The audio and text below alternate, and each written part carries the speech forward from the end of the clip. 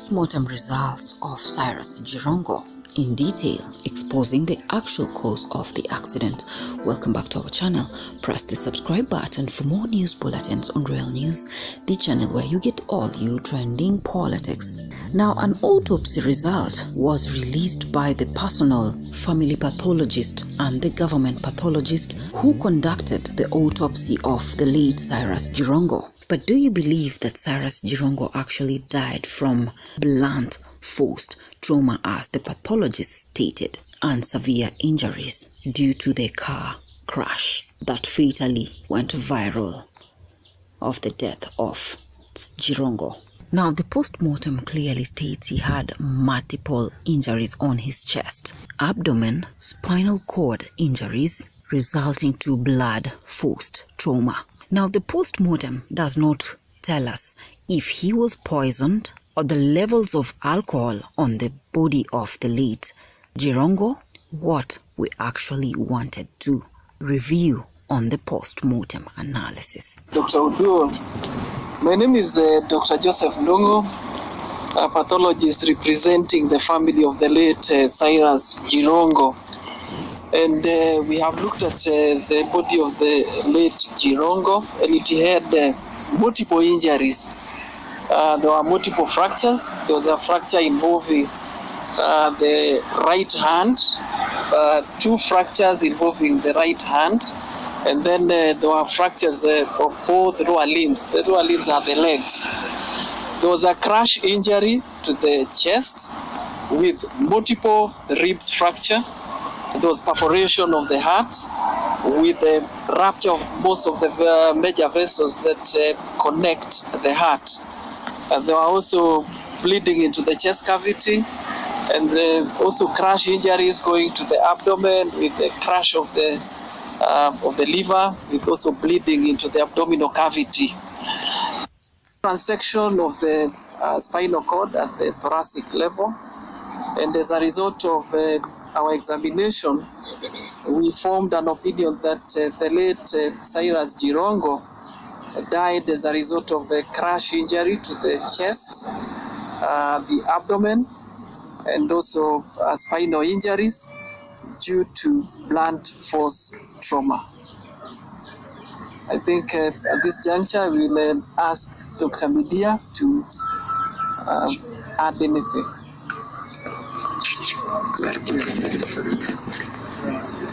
Thank you very much. First, I'm called Dr. Media. First, we are sincerely sorry for what happened to the deceased, and we condole with the family and the public, and we are sincerely sorry for that. We are in concurrence to what caused death.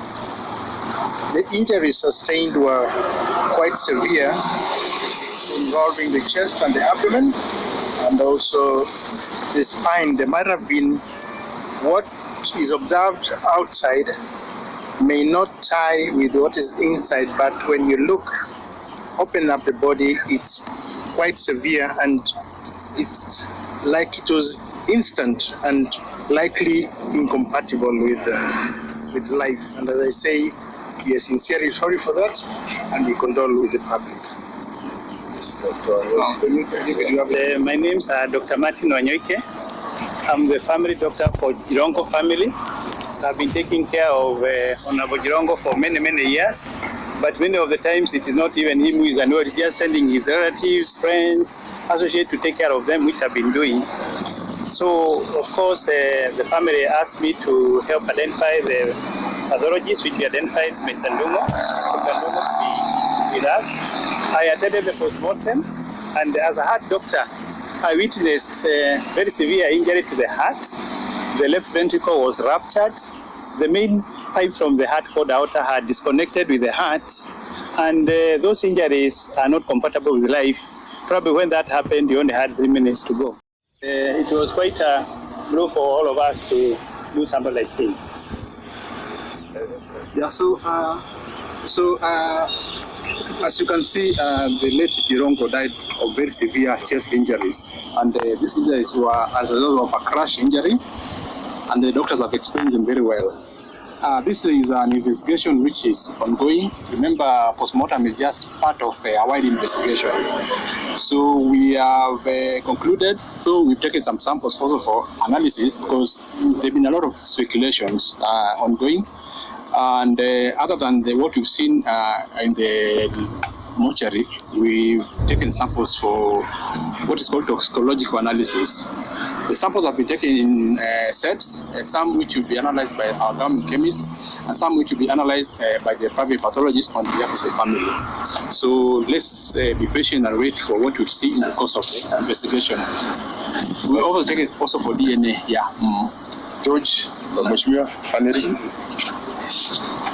Much members of the Fourth Estate, our apologies that this briefing has taken some time. On behalf of the family and on behalf of the committee, I want to take this opportunity to thank our three pathologists for the professional work that they have done on the body of our departed brother, Mheshimiwa Cyrus Jirongo. You've heard that they have concurred in their reports. We have, of course, the government pathologists, and as I had promised yesterday, we as family and friends and committee, we said we must have two other pathologists, one who was nominated by the family through the family doctor, and another one through the committee that is steering this process. And the good news is that they have all concurred. We want to state that, of course, there have been so many questions, so many gaps, so many glaring gaps surrounding the death of our brother. And we've been saying we want questions to these many glaring gaps. The process that happened today is part of the process of giving us answers to these questions that we've been asking. Today we were doing a postmortem which has revealed to us the cause of death. Of course, there are other extraneous matters that are still being investigated by the DCI. We want to plead with everyone. I know the matter is very emotive. It has generated a lot of interest, political and otherwise. But we want to be patient, to plead for patience as we wait for the full report for us to be able to get the answers to the many questions that we've been asking. The postmortem is going very well. We have the report. And as I said, the three pathologists have concurred on the report. So that is just stage one. Now, that was the post-mortem results. Looking at the leaked CCTV footage that went missing, is there a possibility that someone edited the footage and left only what the public eye should view? Because we see moments later the vehicle of Jirongo coming into the petrol station. A moment later, a pro box comes in and two men come out of the pro box and stand there. Then we see the vehicle proceeding to the main road and taking a wrong turn on the wrong lane. Now at exactly 2:18 a.m., Cyrus Jirongo's vehicle arrives at the Eagle petrol station, a white Mercedes-Benz from the Nairobi direction. Driving past the petrol station without fueling, 34 seconds later, it makes a U-turn, exiting the station, joining the highway towards Nairobi. Question marks. Why come from Nairobi, make a U-turn back to Nairobi? That is where all these questions are coming from. At exactly 2:19, 25 seconds, the climax bus on high speed bus crashing into Cyrus Jirongo's vehicle, throwing it 25 meters away from the tarmac. The force of the collision makes a massive fatal scene that led to the actual death of Cyrus Jirongo. This is according to the CCTV footage. The vehicle is seen spinning several times before coming to a stop, with smoke coming out of Jirongo's vehicle. Here comes our questions. Why was the pro box tailing Jirongo's car? And in few moments, Jirongo was no more. Could there be someone who tampered with the CCTV footage to just show Kenyans what they wanted to actually see and not the actual facts? Because it is known to us the CCTV footage went missing some time back. By the time of the accident, had Cyrus Jirongo passed away? A staged scene, a perfect scapegoat, an accident to blame on Cyrus Jirongo's death. Who wanted Cyrus Jirongo dead and why? Was he found in Nakuru?